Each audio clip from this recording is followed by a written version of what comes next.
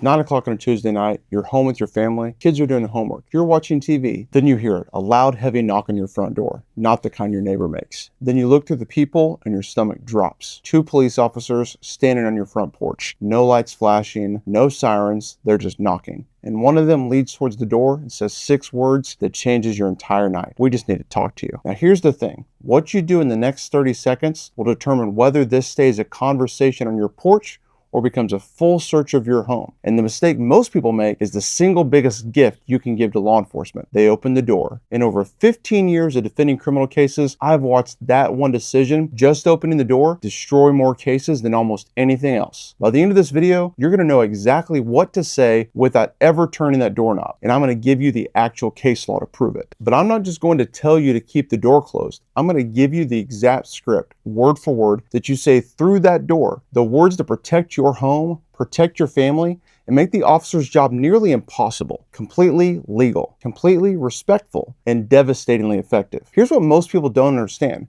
We just want to talk is the single most effective door opening line in all of law enforcement. It is a trained technique called a knock and talk. They teach it at the police academy. Officers show up at your door without a warrant, specifically because they don't have enough evidence to get one. A judge would have told them no. So instead, they knock on your door and hope that you'll do their job for them. And it works almost every time. Because when most people see police at their door, their first instinct is to cooperate. Hey, officers, what's going on? How can I help? They think they're being a good citizen. But here's what's actually happening. The moment you open that front door, everything changes. You don't have to say, come in. Just opening the door wide enough, stepping to the side, or leaving it open while you walk back to grab something, any of that can be interpreted as implied consent. They're trained to position themselves so that when you open the door, you naturally step back. And now they're inside your home. Not because they had a warrant, not because they had probable cause, because you step back. And it gets worse. Even if they stay on the porch, the moment that door swings open, everything they can see, hear, and smell from that doorway is fair game. That's the plain view doctrine. They're looking past you into your living room. They're listening for sounds. They're smelling for odors. A glass of wine on the counter, something on your coffee table, all of it becomes evidence. And none of it requires a warrant because you opened the door. Now, think about this from the officer's perspective. The knock and talk is the cheapest investigative tool in law enforcement. No warrant application, no judge's signature, no probable cause needed. Just 2 officers, a front porch, and a prayer that you'll open that door. And while they're standing there, they're not just waiting. They're looking through your windows. They're listening. This is a fishing expedition, and your front door is the bait. But here's where it gets interesting, because the law is overwhelmingly on your side, and those officers are counting on you never finding that out. Here's the part that changes everything. You have zero obligation to open your door for police without a warrant. You have zero obligation to answer their questions through the door. Zero. The Fourth Amendment protects your home more than any other place on earth. Your home has the highest level of constitutional protection that exists in American law. More than your car,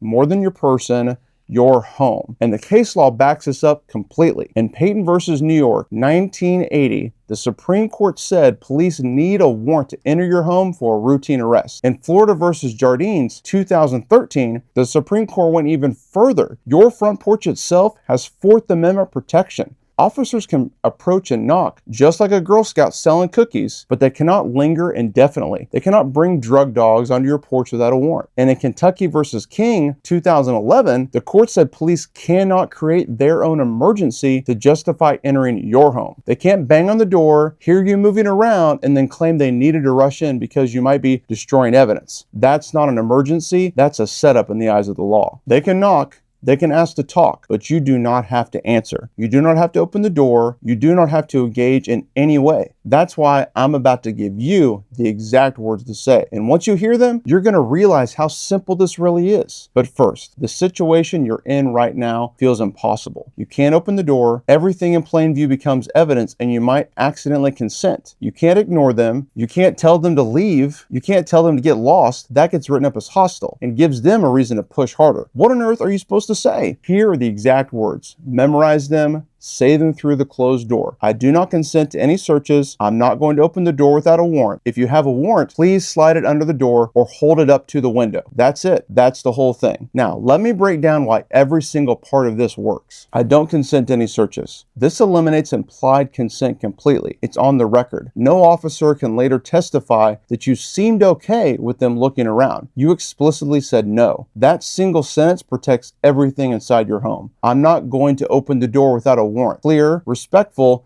and exercises your Fourth Amendment right. You're not being hostile. You're calmly stating a legal boundary. There's not a single court in the country that will hold that against you. If you have a warrant, slide it under the door or hold it up to the window. This is the part that does the real work. If they actually had a warrant, they would have said so the moment they knocked. They wouldn't be asking to talk. They'd be telling you to open the door. I have a warrant. When you ask them to show the warrant, you're calling their bluff. And 9 times out of 10, the next thing you hear is the sound of boots walking off your porch. Now, what if they keep pushing? If they say, look, we just want to clear some things up. It'll only take a minute. Here's your backup line. Officers, I've exercised my rights. I don't wish to speak further.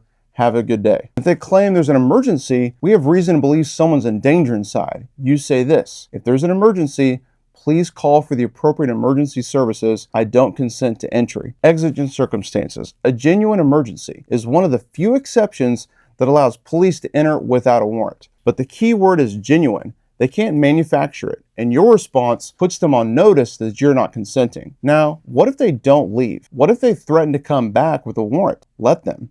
That is their right, and is your right to wait. If an officer says, we'll be back with a warrant, good. That means that they didn't have one. And now they have to find a judge, write an affidavit, and convince that judge there's probable cause to come in your home. That is a much higher bar than knocking on your door and hoping you'll open it. And what if they force entry anyway? Do not physically resist. I cannot stress that enough. Do not put your hands on an officer. Document everything. Start recording. Call your attorney immediately. Because if they came in without a warrant and without legitimate emergency, that's a suppression hearing. You're very likely to win. Everything they find could get thrown out, but only if you didn't consent. And that's exactly what those 3 sentences are designed to protect you from. Now you know what to say when cops show up at the door and refuse to leave. But here's where a lot of people get caught off guard. Police showing up is one thing. A protective order is a completely different situation. And it can restrict where you go, who you talk to, and even what you're allowed to do in your own home. And just like with police at your door, one wrong move, one misunderstanding can make things a whole lot worse. So, if you or someone you know is dealing with a domestic violence protective order, you need to understand how to handle it the right way. And more importantly, how to get it removed. In the next video, I'll break down exactly how to remove